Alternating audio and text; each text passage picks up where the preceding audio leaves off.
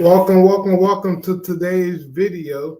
We're going to be talking about an amazing subject that I think that goes overlooked, that a lot of people don't understand. I'm going to give you the nitty gritty and the truth about why 90% of all wholesalers fail and what you can do to avoid it. I guarantee you, no one's talking about this. The only people that's talking about this are the people that paying $30,000, $40,000 and high level masterminds. So I hope you're doing great. If you're new to the channel, do me a favor, like and subscribe. That's important to us. The more people find out about our channel, the more reach we get. The more reach we get, the more views we get. Um, so also, if you have any questions, drop these questions in the chat. And like I said, make sure you hit that like button. That's very important to us. So let's go over the reasons why most people fail in their business, right? And the most people fail in their business is the number one reason in which why I help so many entrepreneurs all around the world, not just the country. We have a lot of entrepreneurs that want to do real estate, that's stationed in the military, that's overseas, and they just see a big opportunity to do American real estate. The number one thing I see is people have no systems, no processes, and no workflows, right? Most people are running a business without clear systems, and it's literally the biggest recipe for burnout, right? You get an idea, you want to do real estate investor, you want to do real estate wholesaler. You may follow a few influencers on TikTok or Instagram.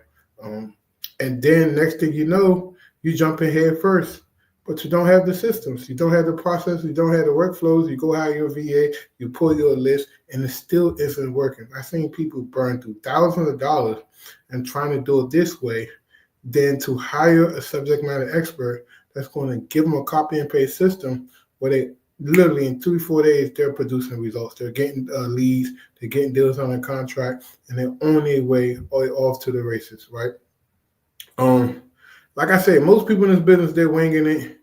They're not using the automated CRM system. They don't have the SOPs. They don't have the workflows. They expect for the VA to know every single thing, and then they expect for them not to know nothing, and their business is going to flourish.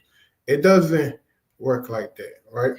You want to make sure that you're setting up a repeatable process for lead generation, acquisitions, and disposition, meaning that I can grab somebody off the street, put them through a 48-hour training or overview, and within 3 days, they are sufficiently working for my business, and they're not struggling, right?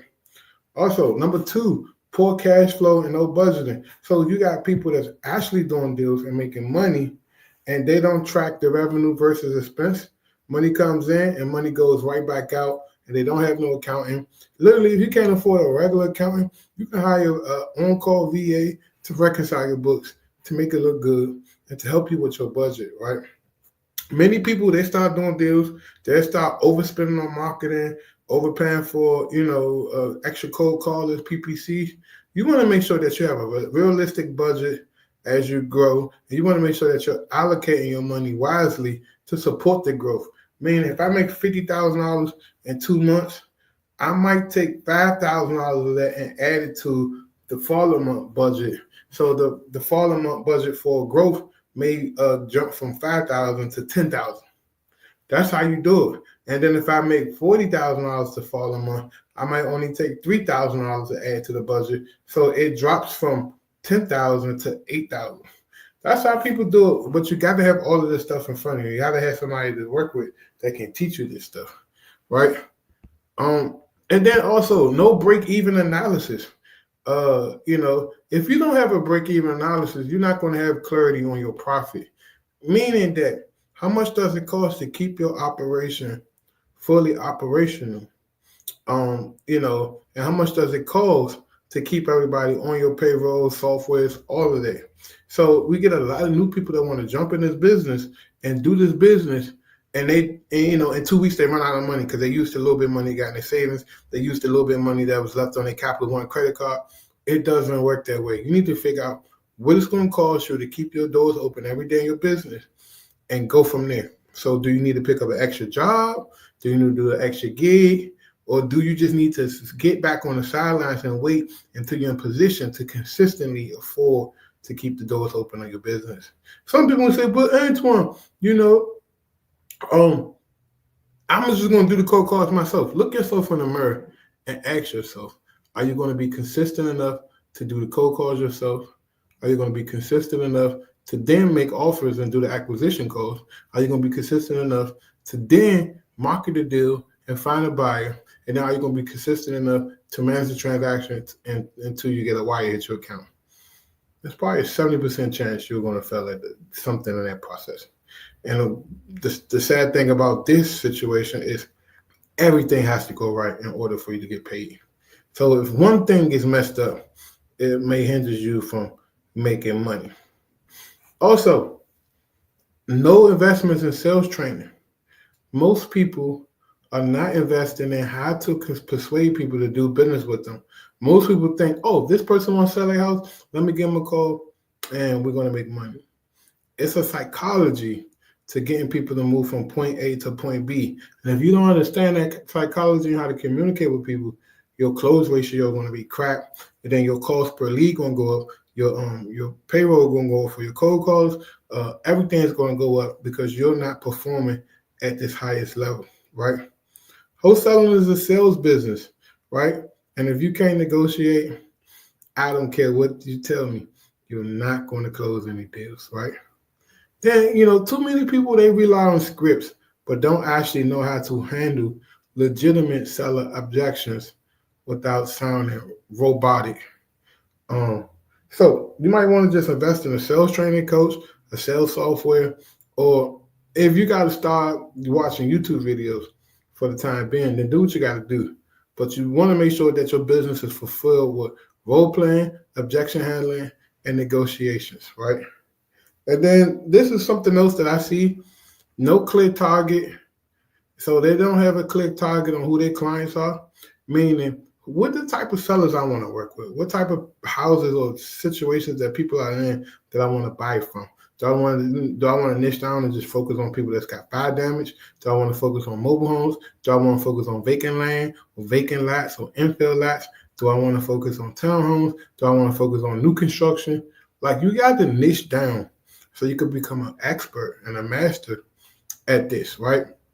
Many wholesalers waste leads because they don't know how to qualify sellers. And if you're calling 50 different lists with 50 different exit strategies, then it's going to be hard for you to qualify the sellers to figure out what you can offer on it and how could you make a deal work, right?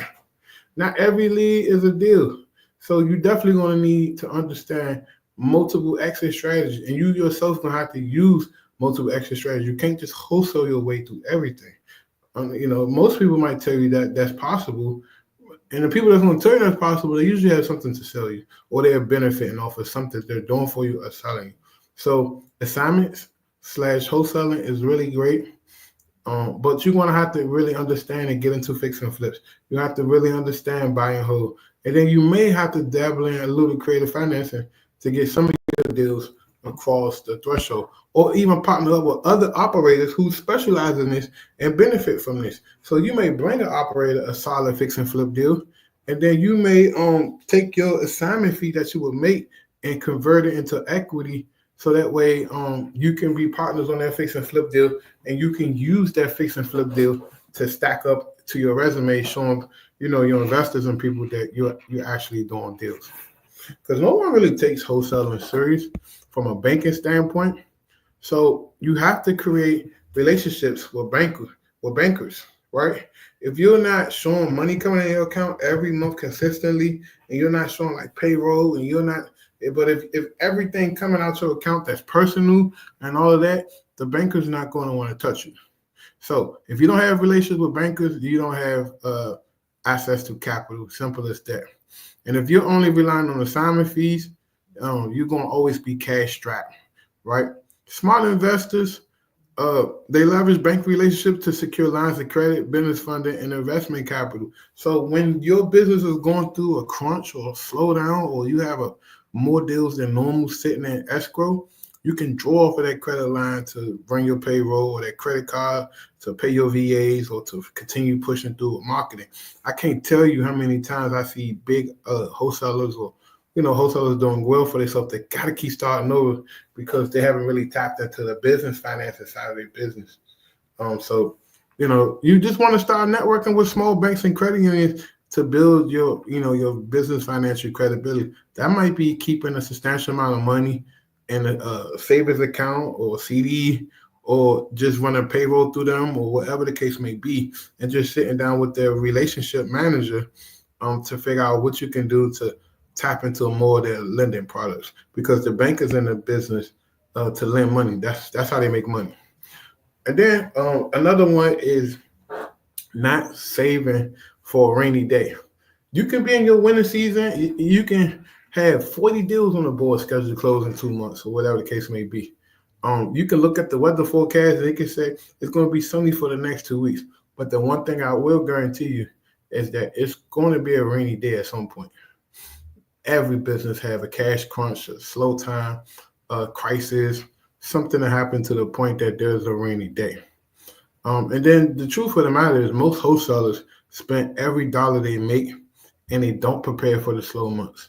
Meaning like, okay, deals that, it's probably summertime, holiday time, Christmas time, things get slow and transactions slow down. And you got to make sure that you got reserves to the side where you don't have to shut down your operation and got to keep rebooting it because you forgot to save some of the money you made throughout the year. So what you can do is set aside reserves for payroll, or for emergency expenses, and all types of other expenses that you think is appropriate. And once again, you can put that in these different checking accounts or savings accounts with that bank I was telling you build relationships about to get to the next level.